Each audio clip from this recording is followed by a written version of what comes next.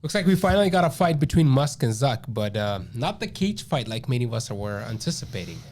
Instead, we just got a fight between Musk's Twitter and Zuck's Threads. Did you see that coming, by the way, or you were preparing to actually see? I didn't see it coming. I mean, I was on the wait list for Threads, but I didn't see him creating this platform. And yeah, I mean, many of us just wanted some blood, broken faces, arms potentially, octagon or boxing, but instead we got this.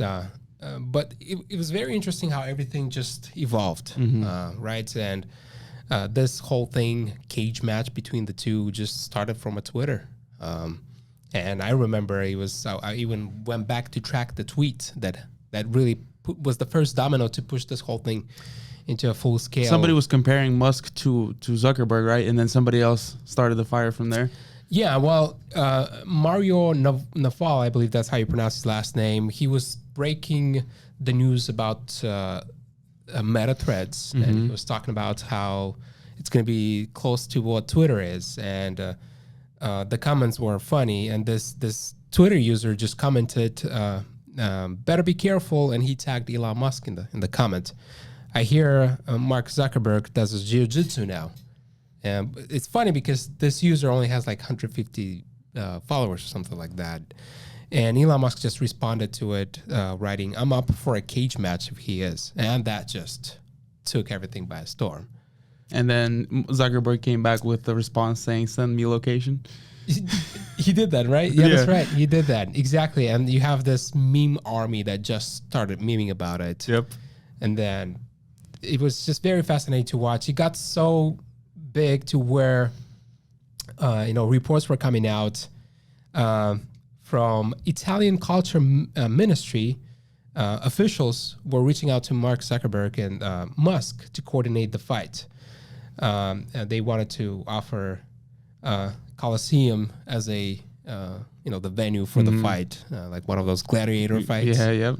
It's crazy, but the funny thing is how it started out with just a couple tweets, and now they're actually training with the boxers and UFC fighters. Well, obviously Zuckerberg was training with mixed martial arts, but the funny thing is it probably wouldn't have happened. But now there's a circle formed around them saying fight, yeah, and now their backs are against the wall and they have to make it happen.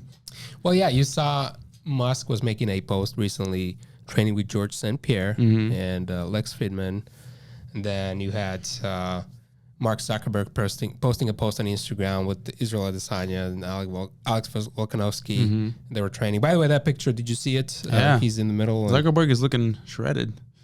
Yeah. Do you think he has a chance? I think he has a better chance than Musk. They say Musk is a very tall guy. 6'1". 6'1", possibly heavy. I mean, even 200 plus pounds. Probably. I would say so. I know he did. I was reading something about it. He doesn't work out at all. Zuckerberg exercises regularly, and he's over 200 pounds, and he said he's not willing to lose any weight for the fight. So it's gonna be mismatched as in like weight classes. And I don't know how Zuckerberg, if it does end up going down. I did see the tweet where Elon Musk wrote that I almost never work out except for picking up my kids and throwing them in the air. It used to be me, by the way, but that's about his exercise. But Mark Zuckerberg has established himself very friendly in the MMA UFC community in general. He has pictures with Dana White, attends UFC events, so he certainly has a presence in that circle there. Unlike Musk, you don't really see much activity, but nonetheless, it would have been fun to watch. Do you think this fight has actually a chance of happening? Maybe. Yeah, I mean, I doubt it's going to be anything worth watching, though. You know what's hilarious? And this is coming from Musk's side, right? He trained with George St. Pierre, and then he trained with Lex. And both came out. George St. Pierre and Lex came out to say that, hey, the training went great. Musk was very impressive on his feet and on the ground. But it'd probably be best if they both not fight. George St. Pierre wanted to say that, they're just busy people. Humanity would probably be better served if they just was to stick around what they do and not fight.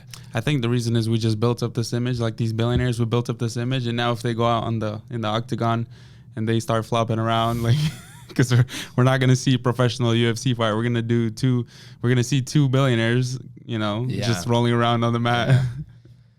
Yeah, I mean, I can't imagine, but you mentioned it correctly there. The weight difference there, they're in different categories. How is this even going to happen? One of them is going to even have to build up the weights or lose it. I guess since it's outside of it's not like an official UFC fight or whatever they're going to do, they're not really worried about the weight classes.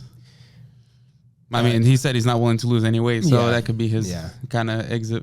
Imagine they do power slap. I mean, it's quick, it's fast, Aren't they owned by the UFC now? They are, yeah. It's owned by Dana White. I don't know if they have any weight categories there or anything. I know it's brain damage. I mean, it's fast, I think actually slaps. Musk probably has a better chance there because he's heavier, arms are probably longer. But imagine seeing Musk or Zug getting slapped in the face. Yeah, but it was funny how everything escalated to where officials from Italian Culture Ministry were reaching out to the two and offering Colosseum for as an venue for the event, and it would have been one of those gladiator fights. It would have been funny. It would have to be to the death, though, right? Yeah, imagine one man go in, only one gets out. It's brutal, but it's something that we actually have been seeing. Fights, right? Boxing matches, MMA fights have been taking a popularity among YouTubers, famous YouTubers like Jake Paul and Logan Paul, fighting very serious fighters like Anderson Silva. Nate Diaz is now Mayweather. They box with Logan and KSI. I know, like the Paul brothers and KSI, and Deji. They all kind of got the ball rolling on that. So now every TikToker, even like the Bryce Hall. As soon as they gain a little bit of traction, they start beefing with another creator. They want to go to the ring or to the octagon or whatever. But I mean, we were watching the fight between Graham Stephan, the famous YouTuber, with Michael Reeves. I believe the guy's name is. It was a creator clash for charity event. Yeah. So could it be maybe something like this? Emerging among the CEOs and among Silicon Valley, or I don't know. All I have to say is, Ryan Serhant, if you're watching this, I'll see you in the boxing ring. We're around the same height, or he's 6'3", I'm 6'2". Yeah, I don't know about the weight. I'm a little heavier.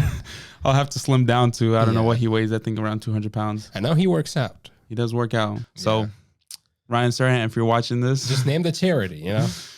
All proceeds go to whoever wins gets to choose where the proceeds go. So yeah.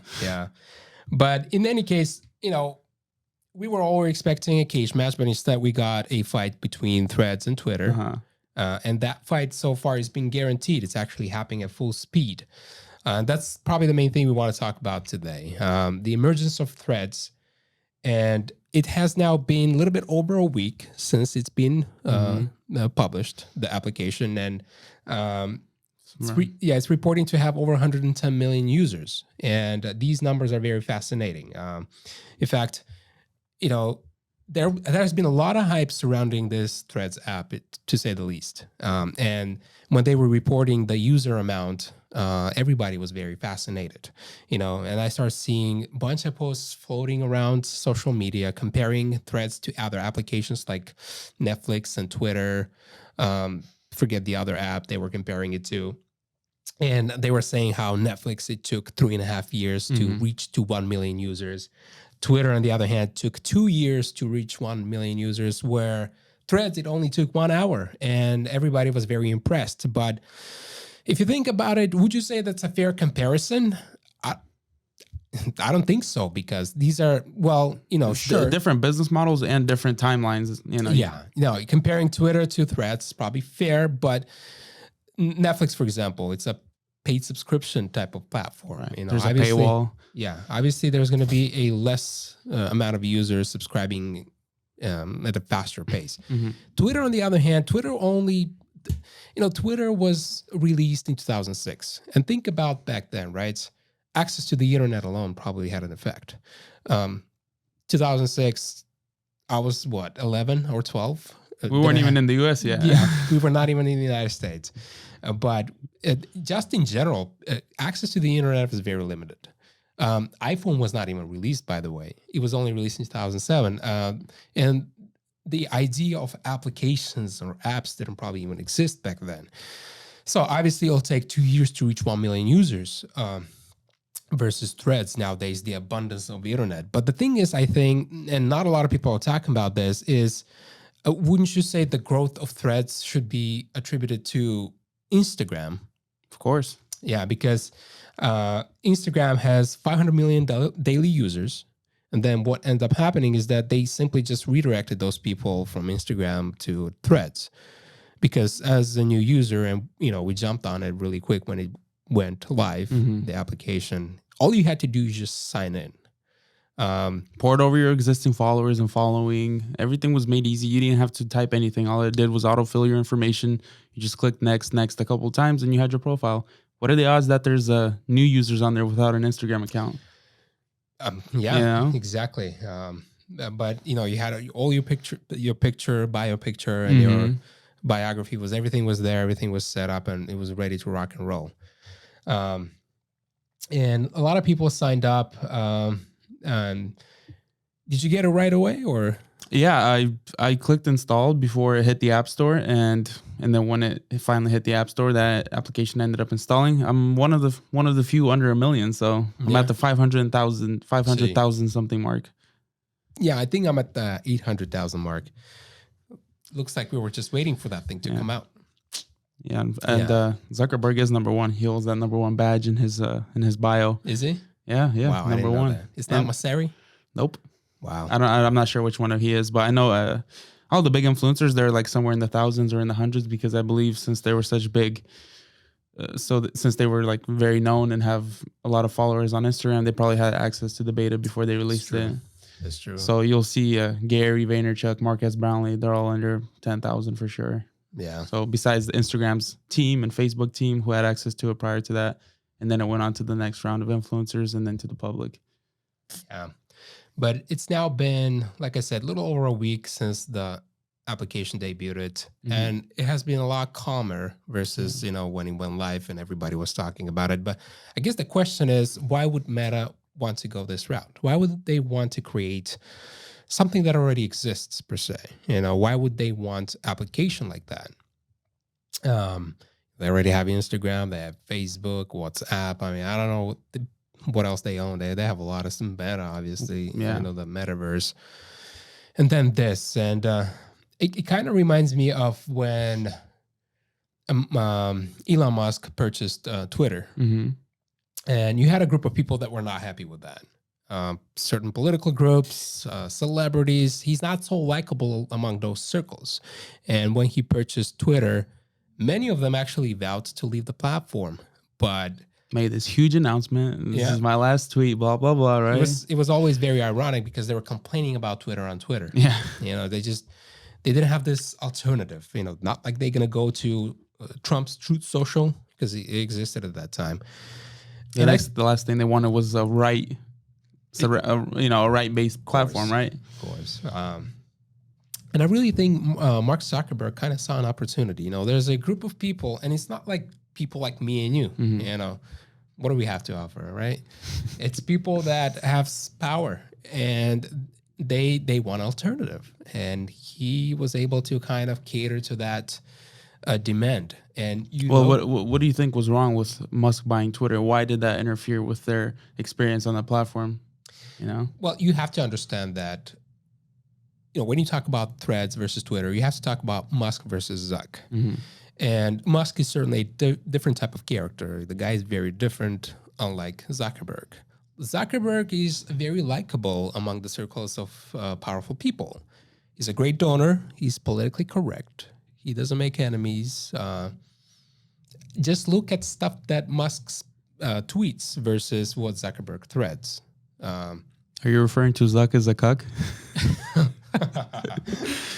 That's part of the trash talk that was happening during the campaign of the pre-fight. Things like this. Very spontaneous, very unprofessional styled tweets and all. You would never see Zuckerberg write something like that. Like I said, he's very careful. He threads carefully. And on top of all this, I think, Masari and just Meta in general, their team and whoever's behind Threads, they just kind of were noticing how Instagram is performing. They saw that Instagram comments were doing really well. DMs, I know Masario was very loud about DMs and how the communication is shifting. The way people communicate on the app is changing.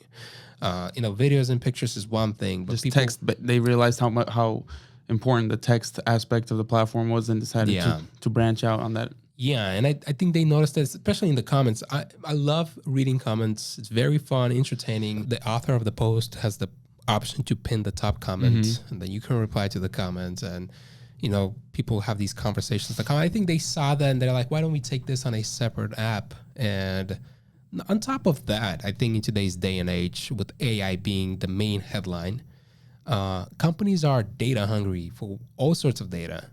And right now it seems to be data that it revolves around text-based type of data. It seems to do well. And this is just going to offer, another outlet to Meta in general to collect a different type of data. But that's another thing Twitter talked about before Threads actually went live. Many people were taking screenshots of the type of data Threads is going to collect, and they were saying, wow, why would anyone sign up for something like that? And I looked at it, and all you had to do is just before you download the app is scroll a little bit farther down, and you'll see what kind of things they collect. Stuff like health and fitness, financial info. I don't know why they would need that. Search history, user content, contacts, location, browsing history. Now, Twitter is not necessarily the angel here. They collect the data as well, but I'm assuming perhaps it's not so sensitive as Threads. But I think the primary difference would be between the two is that one is closed source and the other one is open source. And that's number one thing that Elon Musk vowed to do when he purchased Twitter.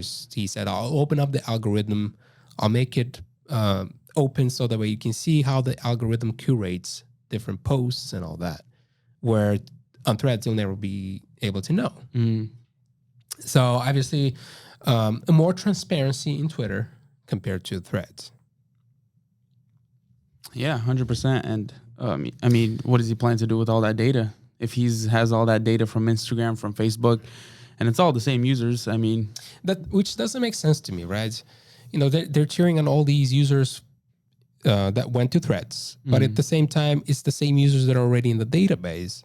I'm assuming it's just not necessarily new users. It's just what the same users are going to do differently. They used to post pictures, to post videos. Now they can communicate among each other, on this application. I don't think Meta needs more users per se. They already have 500 million daily users in Instagram alone. They have the most amount of daily users compared to any other platform. Their goal probably was to just establish a different form of communication or different things that they can do. If Instagram, they were just posting pictures and videos, here they communicate text, text-based application. But what's fascinating is that despite knowing that these companies collect all this data, we still go on and sign up for it willingly. No one is forcing us. I mean, you and I were one of the first, we're not hypocrites or anything. We're honest here. We're one of the first to jump on this application. Yeah. We even have TikTok. TikTok is bad. The data scraper of the king of data scrapers right there. Do we care? We do, but why do you think that that happens? I mean, I guess these corporations present this image that they're looking out for your best interest. And when you see these videos of whether that's the CEO of TikTok testifying in front of Congress or Zuckerberg, and you kind of associate these big business heads with law and regulation, and that kind of calms you down. Like, okay, what are they going to do with my data? If they do, they'll get in trouble. They have really nothing unethical to do with my data because they're regulated by the government, or they made their case. Do you think it's a generational thing? Do you think? Oh, 100%. I mean, if you look at the boomers of the industry, I mean, a lot of times you'll see folks that are maybe like 67 years old. They won't even show their receipt to the person walking out of Walmart, because, and I had that one time I was walking out of Walmart, and usually sometimes if there's a line to show the receipt, I just walk past. But there was a time where I was walking and I had them scan my receipt, and there was a fella behind me, who was probably in his 50s or 60s. He was like, that's it. Now they have all your data. They can track you, this. And it was funny to me because the guy has like a cell phone, so. Are you the type of person that whenever you throw away a letter, You know, like a physical one, you actually rip it up. It depends. If there's like some sensitive stuff. Like what? I mean, like if I have like a letter from like a credit card offer, I don't want. I mean like address or like the envelopes where it shows your name and address. Yeah. Are you the ones? Are you the one to do that? No, I used to do that. I remember a relative told me that, hey, if you throw something like this, you should totally rip it off. Or if you throw boxes away, you should take the, take the address off of the box and all. I kind of used to do that, but now it's just, I don't get it. Everybody has everything already. I mean, what else? How are you gonna feel when you're when you grow your following to 500,000 followers or 1 million followers, and somebody comes by a letter that shows your name and address right there, smack dab on the. You don't want fans bombarding your house.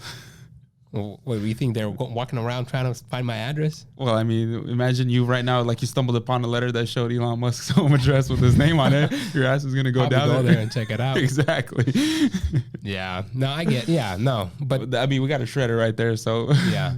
And this is just with physical stuff. Yeah. But I'm saying that in the cyber world, it's just.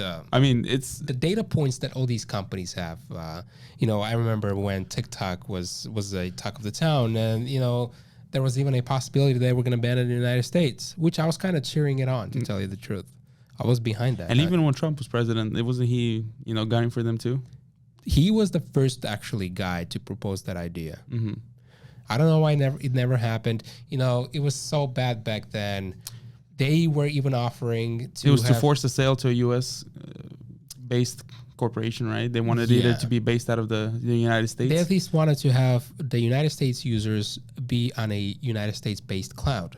Mm-hmm. And I believe back then Microsoft was a contender, and I forget what was the other cloud. Walmart, I think Walmart possibly was a contender too. Oh, it was really? very surprising, but it never went anywhere. And recently, we've we heard, what was it, a year ago maybe? We saw congressional hearings about it. And nothing happened. It's still here. Was that with the CEO where he was testifying in the? Yeah, and people just have this immunity to this kind of stuff.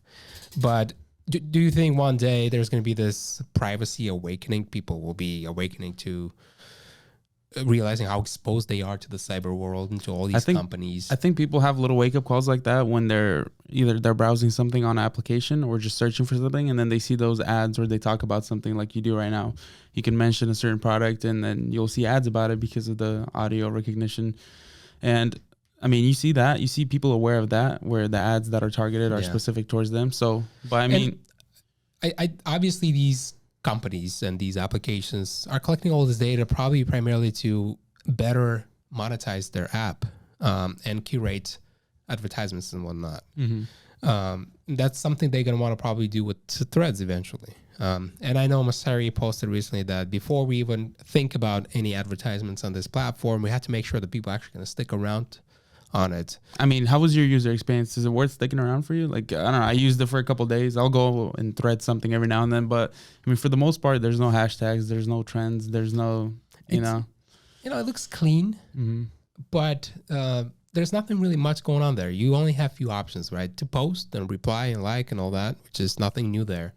And then you have the kind of a clone of a For You page on other platforms you see. And you just see a bunch of random people's stuff. And oftentimes you see people's stuff that you don't know. And how do you connect to that?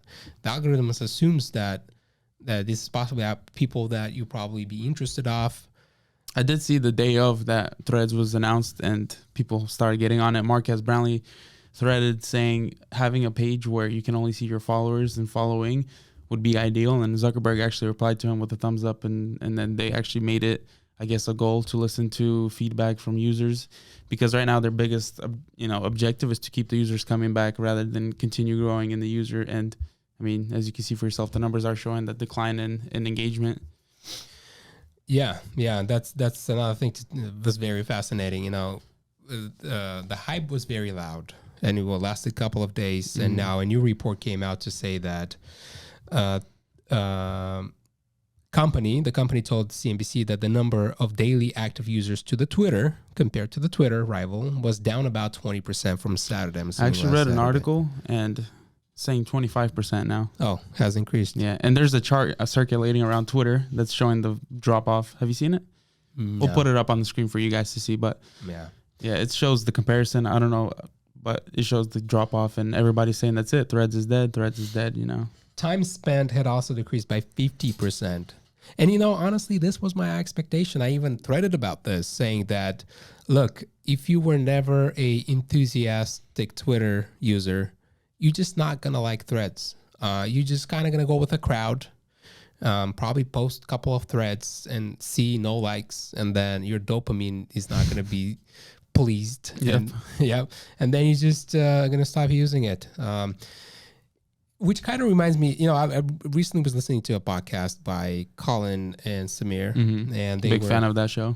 Yeah, and they were interviewing the Dream YouTuber. His name is Dream, and he mentioned something very interesting. It was a great interview, but he said that for you to stand out, and this could be applicable to anything, you know, whatever you do, it's like a principle. For you to stand out, you have to do something either new, or if you're cloning someone, it has to be better.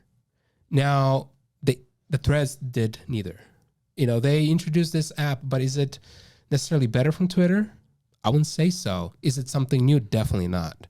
Twitter is just one of the applications that just like Threads, but there's all, you know, Blue Sky and a bunch of other apps that are just with the same concept. And would be interesting to see if, how much what kind of features will they have to offer to really have this application stand out compared to the competitors. I guess they already see themselves as, you know, standing apart from Twitter, because again, you can think of it as more of like a PG version of Twitter, because Twitter is very open with what they allow on their platform, unlike Instagram. They're very, you know, they're Instagram and Facebook, they monitor the stuff that goes on, and they'll take it down if they need to. And so now they're going to appeal to more advertisers, because even after the whole thing went down with Twitter, a lot of advertisers stopped using Twitter. And that's when, you know, Elon Musk decided to roll out the Twitter Blue, you know, kind of make up for some of that income. So, you know, they're going to appeal to more advertisers. And I guess since it's intertwined with Instagram, it's going to be a lot easier for some people that are very heavy on Instagram to kind of just manage all of their content from Instagram, Twitter, and to kind of, it's just an ecosystem, kind of like Adobe, where you're not going to use Final Cut Pro and then Photoshop, you know? Yeah. And my question is, I guess, or the thing that I'm trying to understand is that what kind of features can they really introduce that are different of Twitter? You know, Twitter has For You page, and then... They don't have to. That's the thing. They don't have to. All they have to do is just, you know, keep doing what they're doing. And, you know, since the people that don't want to use Twitter anymore, like the big political figures, the CEO, the businessmen, all they have to do is just, you know, worry about them coming over. They don't have to make these crazy new features. They can just be a copy of Twitter. Yeah, but in order for it to compete with Twitter, they're gonna have to, because if you look at Twitter, there's some sort of a sense of direction where the application is going. You know, but they have tons of different features like Twitter Spaces, and they have the option to DM, the option to just see people that you follow, the option to verify yourself for just $8 a month, which is something that Meta copied as well for Instagram. And theirs is about half as much. Twitter's is half the price of Meta, because I know Meta's like $15 or $16 a month. Wow. And I know there's already a lawsuit going on, Twitter trying to sue Threads, I believe. Yeah, something about, I don't know if it's patent infringement or whatever it is, but that was with the Twitter. Somebody tweeted the article about a potential lawsuit of Twitter against Zuckerberg, and Elon Musk actually ended up responding saying competing is fine, but stealing isn't. Yeah. You know, he has a good point there. Did Zuck ever create something of his own? I mean, think about it. Have you seen those memes floating around saying that he, you know, first copied TikTok as Reels, and then he copied, the verification, he copied Threads, and then he's now scheduled on 2025 to change his name to Musk, something like that. I mean, the guy essentially copied Facebook. Not copied, but he stole Facebook. Yeah. The Winklevoss twins, they had an idea for a platform for communication for the Harvard students of Harvard, and they hired him to code the website. He was emailing them saying he was working on it, and he was promising them to deliver a fully functional site. And he was working on it, but he never finished it. And while he was still working on it, he already had the domain, the Facebook.com, registered in 2004. Yeah. And they ended up battling it out in a lawsuit, and they got a settlement of $65 million and some Facebook stock. They're doing well now. They are billionaires now and co-founders of Gemini Crypto Exchange. Wow. So I think Zuck is a very fast, like a reactor. He sees the idea, and if you're not going to capitalize on it, he's going to take it. You know. Yeah. So he took stories from Snapchat. He took the reels from TikTok. Now the text-based version of Twitter, he took that and spun it and put his own brand on it. I think he might. I don't know. Maybe it's just a stretch, but to say that he might regret going after a clone of Twitter, because competing with Musk is tough. Let's just be honest. Yeah, I mean, he tried to make the metaverse thing work. It didn't work. He did it on his own. There was nobody really out there doing it besides. Yeah. But yeah, I mean, competing with Musk. He has, Elon has a proven record of taking up on something and actually making it better. Yeah. He did that with Tesla. He did that with SpaceX. So PayPal days.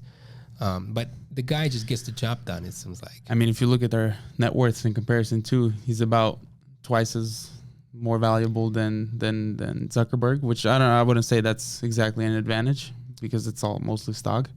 But I mean, and think about all in the car industry, all the brands that are trying to compete with Tesla, and they still just can't catch up. They're nowhere near close to where Tesla is. Mm-hmm. Think about General Motors, which been in business for ages, and they have. See, the thing about Tesla is, and you know this as well, how they keep their technology open source, and they allow other automakers to use their patents and to be able to manufacture cars better than Tesla. In fact, Elon Musk said in an interview, he said, if a competitor were to go out there and make a better car than Tesla, it would be a benefit, for the greater good. And even if that came at a cost of going bankrupt with Tesla, which is, I mean, at the end of the day, whoever's in it for the greater good will win the race. So just like how he is with Twitter, he's focused on just building a better platform rather than going after the money and monetizing this. Obviously, that's one of the goals, but he's shown that he has a bigger picture in mind with everything, whether that's with SpaceX or with landing on Mars, all that stuff. He's just always focused on the bigger picture and for the greater. He is, and he definitely has a style. Like, his approach is something. Like with Twitter, for example, there's no formality or some sense of that, right? I mean, the guy just tweets so much too. That's another thing that's making headlines right now. As of today, I've seen tweets, people writing that it's been 4 days since Zuckerberg posted a thread, whereas to Elon Musk, every couple of minutes you see the guy post, and he's so engaged in the application. He's so involved. And what I really liked is that sometimes, you see he's replying to tweets that from smaller accounts, they could have 50 to 100 followers. It kind of humanizes them. It brings them down, Exactly. And they might be complaining about some sort of a feature or some glitch, and he's taking up on that feedback and acts upon it. Whereas to threads, or just Meta, it just feels so formal. They're out of reach. They're way up there. Even with like major CEOs like Gates, even with Zuckerberg up until recently, he's kind of seems like he's trying to move in that direction too. Yeah. But up until then, they're just like these corporate, white collar guys. They're, cold and distant. And with Zuckerberg, he really just steps down to the level of the average user. And do you think Zuckerberg has eventually the opportunity to be a better threader versus Musk as a better tweeter? I don't know. I don't think so. I mean, who owns the most viewed tweet right now? That would be Musk, yeah. It was the tweet about the cocaine in the Coke. Bringing cocaine back into Coca-Cola. Yeah, or like the times when it's just crazy. This is the thing. This is the culture about Twitter, the influence of Twitter, right? Like one single tweet can set a trend for, weeks upon weeks. Like when he announced that he's up for a cage match, and he announced that on June 20th. And to this day, we're still talking about that cage match. It was a single tweet that just, escalated to a full-blown conversation, and everybody's talking about it. Has so much influence. I mean, even go back to the days of the Dogecoin, this guy just has so much influence with his tweets. People were just waiting for him to tweet about the coin that they were holding, they were begging him to tweet about this coin or that coin. It just really shows how much power he holds in his tweets. On the other hand, does Zuckerberg really have that much influence? Maybe he does, but not as much. The fact that he spiked the value, I'm not sure how much percent it was, but I know a lot of people got over 100, 200, 300% of their returns on those coins that they were investing in. Yeah. Yeah, but it's gonna come down to eventually. It's gonna come down to whoever is most influential on that platform in general. I think Musk is taking the cake on that one. For sure. And then the simplicity of his style in general, very interesting. Or the times when he just tweeted saying that he's taking Tesla private. Oh, that's right. Like, 420, 69, 420 or something. And apparently he was just joking, and the investors were all upset, and the board, he got a suit, I believe. And they wanted to. Did they still want? I'm not sure with that story, but they wanted to remove him from CEO, right? I believe so. I mean, even recently when he purchased Twitter, he was not paying attention much to Tesla. You know, large investors that are holding big shares were complaining that he's disconnected. You know, Tesla deserves a better CEO that's involved. You know, he always has some clashes like that, but yeah. But definitely, I think I don't see Zuckerberg becoming this funny threader. You know, that I feel like he's more worried about the image he wants to present. You know, but Elon Musk, that doesn't seem to be his concern. He'll fact check the president. He'll fact check the FBI, and he even gets fact checked himself. And the fact is, people acknowledge that, and then he acknowledges that. So he knows that he's not popular, like among some people, but he's not worried about their opinion or this is. And maybe because, you know, Zuckerberg, for example, is behaving this way because he has people that, you know, boards and investors and you know, advertisers. These people are demanding sort of you know, standard, and maybe because that's kind of reflects into the behavior of Zuckerberg. But speaking of advertisement, like I said, you know, Threads is not planning to do any ads right now. Although I saw a report, they were saying that because they're not going to make that much money on this application, they were saying that by 2025, they're expecting for Threads to bring about $8 billion in revenue. They are expecting it to surpass Twitter's daily users too, right? I believe so. I read about it and that's 500 million. Yeah. And they're expecting it. Wow. Maybe they will because, you know, when Threads debuted, it certainly caught the attention of younger people, of the Gen Zs. You know, if you go to Twitter, I don't think you get that feel of like you would get on TikTok. You get more serious conversations. And although they say you get, you know, you see whatever the algorithm creates to you and whatever you click and press and like, that's what the algorithm is going to curate to you. But still, it just feels like when you go on that platform, you see more serious conversations, breaking news. It's a pulse of what's going on in the world right now. Versus you go to Threads, you just have people write random stuff, motivational stuff, or just daily updates. I know Twitter's just a spot for instant news. You want to know what's going on, you go to trending, you'll find out. You know, and then the articles follow. Yeah, but like I mentioned before, with Twitter, there seems to be some sort of a direction. There seems to be some sort of mission, you know, path forward or mission that they want to accomplish. With Threads right now, they're saying they're going to be improving it, but we're not sure what kind of features. They just wanted to get it out there and, you know, debut it, and that's it. Yeah, and I remember when Musk was buying it, he vowed that one day this will be the X app, the everything app, and that's, you know, this is just the beginning. There's going to be a lot bigger features, greater What's his features. obsession with X? SpaceX, X app, XAI, X kid name, whatever kid name this kid? Yeah, I'm not sure. I got to look into that. I haven't thought about it. And it has probably to do something with that he read as a child or the video game he played probably. Because one of their early companies, was it the financial tech company after was it before PayPal? It was something Zip2, I believe. It was or was PayPal was after Zip2, right? But before they merged with PayPal, was Zip2? It was it was something X, right? Yep. Yeah. So, but we need to solve this mystery with his obsession with X. Maybe we can have him on our show and he can explain it himself. Yeah, Elon Musk, if you're watching, you are invited. But yeah, and recently, well, yesterday, Twitter announced that they are now launching ad revenue sharing program, and that made a lot of noise.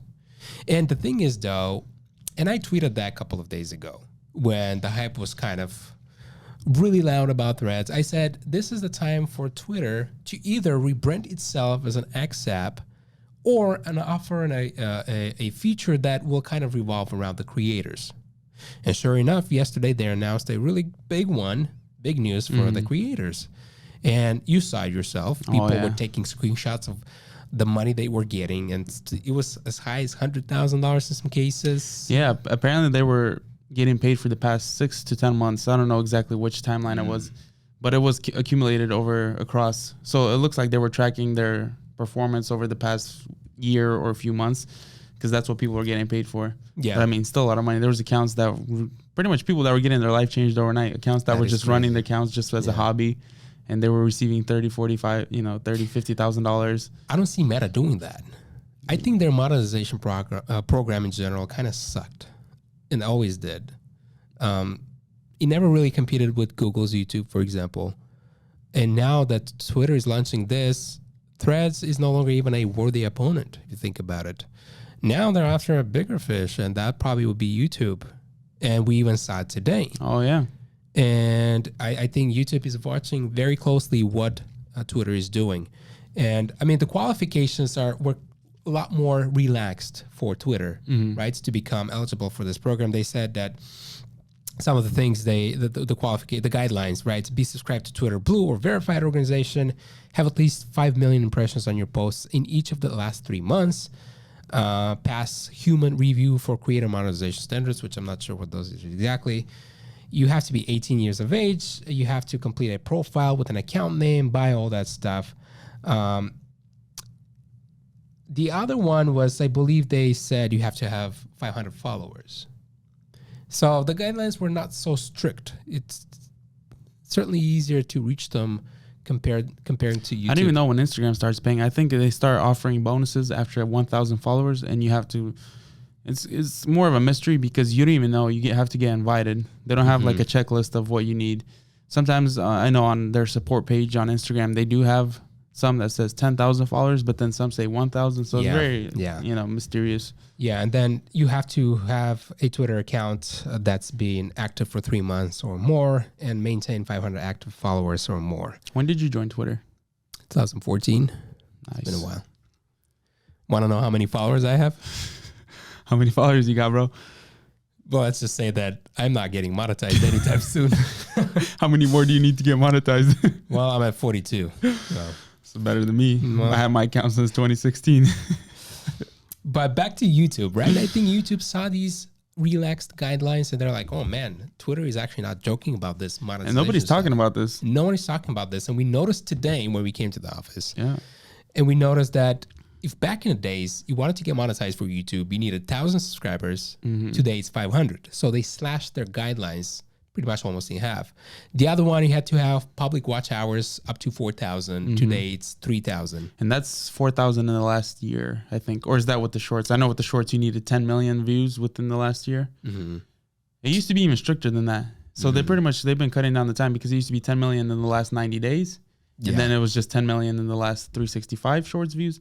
And at least 4,000 watch hours. 4,000 watch hours, I don't think it's contained within that 1 year timeline.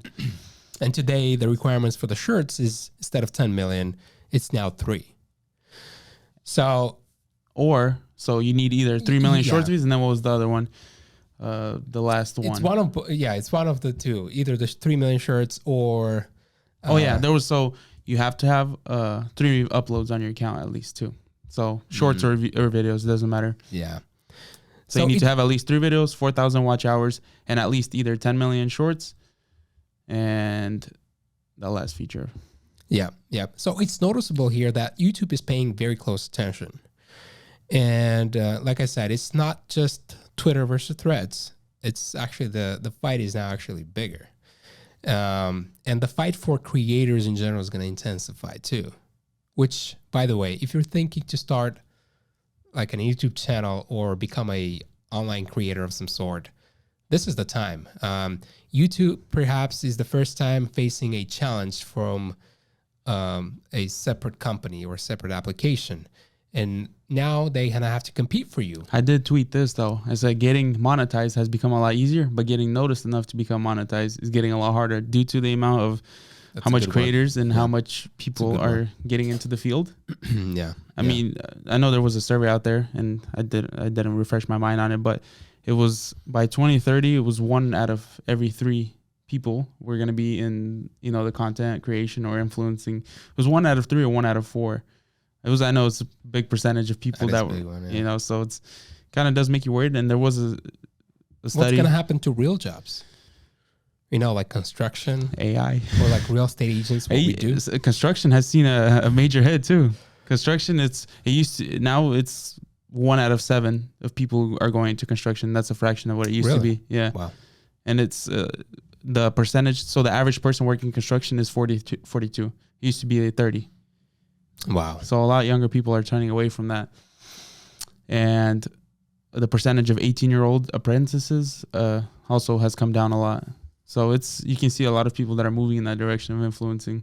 Mm-hmm. And I mean, who wouldn't if you can make all this money, and platforms are just making it that more attractive to go and do it now.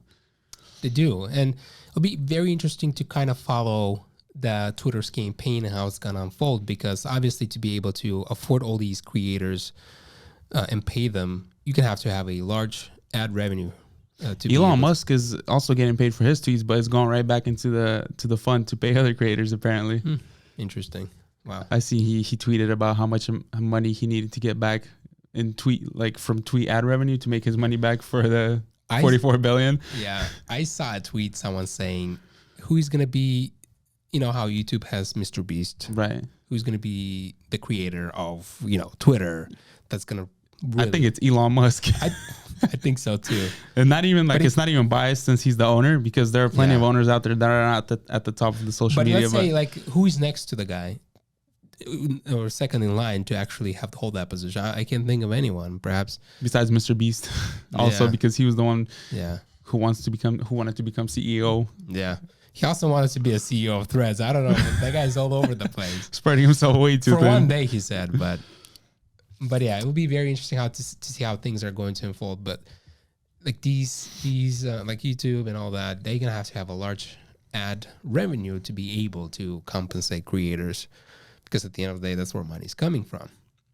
Did you see Mr. Beast show his revenue? And advertisers can only pay so much. No matter how much money you spend on a video, they can only pay so much. So that's why for him, he has a ceiling. Like Mr. Beast, he has a ceiling on how much he can spend, because if he's, you know, dedicated to spend $3 million or $4 million on one video, it's very unlikely that he'll find advertisements to cover that cost. He showed a $3 million video, $167,000 return. And I believe if you subscribe to his little Twitter subscription, he shows all his analytics. And so he actually loses money on his videos.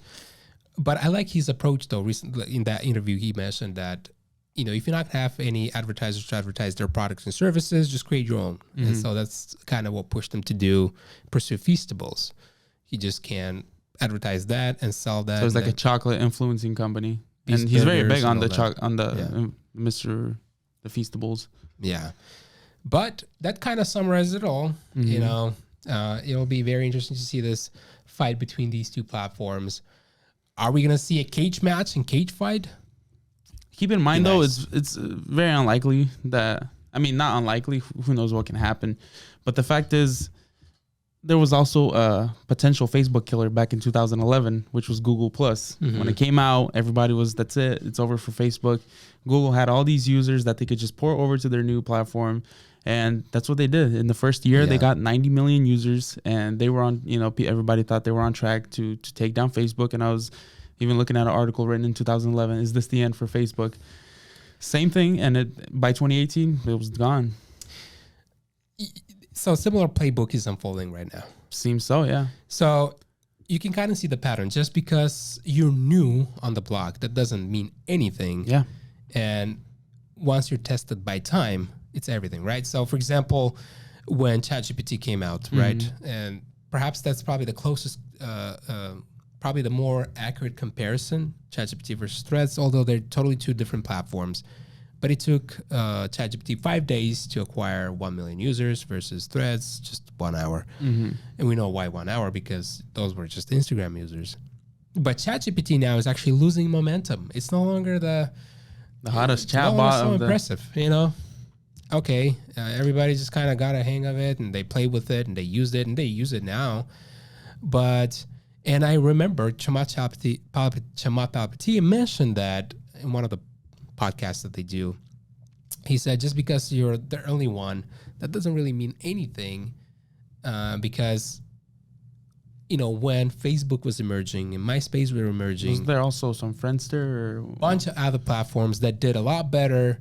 They were more popular, but no one knows about them today because they just didn't make it. So just because everyone knows about ChatGPT today doesn't mean that ChatGPT will exist in next 2, maybe 5, maybe 10 years. Maybe it'll be someone else who will take up on this technology and this innovation and just push it up to a, new level. Kind of like what's going on with Meta right now, right? Quest and all that, and then comes Vision Pro, Apple.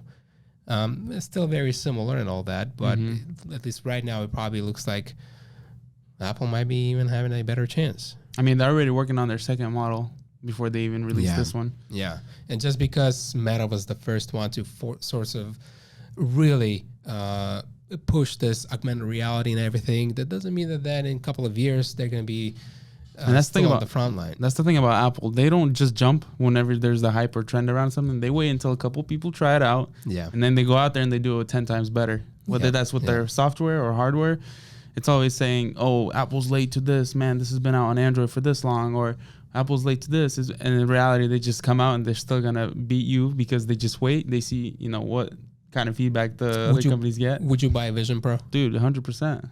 $3,500. That's a lot of money. What would you? I mean, I guess the biggest thing that attracted me to it was the fact is you have your Mac display in the air right there. Yeah. So, and you can turn off your other, people can't see what you're working on. Yeah, yeah. I think certain inventions and certain technologies, when they emerge, nothing can stop them. Like Bitcoin, right? It's inevitable. Yeah, it's inevitable. And I think this is one of those technologies where, we're going to be concerned about having 12 cameras and 5 sensors on your head and all that. I mean, you're scanning your house and they can get the entire layout of your house, but people just don't think about that. We're going to buy it and we're going to use it because it makes our lives easier. Yep. And Apple's very secure with at least with their data. Are they? As far as we know. Yeah. I mean, the fact is they didn't let FBI even crack a terrorist iPhone. So yeah. So, and that's kind of easy, kind of very interesting perspective, right? Interesting way to look at things. Like inventions or new things that come out for the consumers. If they have this force of being unstoppable, they'll just do really well. Is Threads one of those type of innovations? No, because like I said, Twitter and a bunch of other apps that have the similar concept have been existing for years. But all in all, it'd be very interesting to see how these two will do in the future. We are, by the way, active users of both applications. Can you guys get us to 100 followers each? 500 better because we could actually get monetized on Twitter. Yeah. But that summarizes it all. I don't know. What do you guys think? Feel free to share your thoughts in the comment section below. There's a comment section. If you made it to the end and you're still watching this, you know what we need to do? We need to just start putting like an Amazon gift card at the end. So next time somebody watches, they're like, dude, I watched it to the end. Amazon gift card, really? I don't know. Something more serious, like a Vision Pro. I don't know if we have the budget for that. Once we get monetized. Amazon gift card, $100. If you stay to the end, and we'll scatter it throughout the video. We'll put half the code in the middle of the video and the rest at the end. Well, they can just scroll and get it. But they won't know. We'll mix it up each time. Oh. So it's like they don't know if it's going to be in the middle, if it's going to be at the end. Sometimes it'll be in the beginning, but they're going to want to watch it all the way through in case there's something else. Yeah, well, anyways, that's it for today's episode. Thanks for sticking around. And like I said, if you enjoyed this, follow us, share your feedback. Anything helps. Our Instagram and everything's linked down in the description below. My name is Makita. And my name is Vitaly.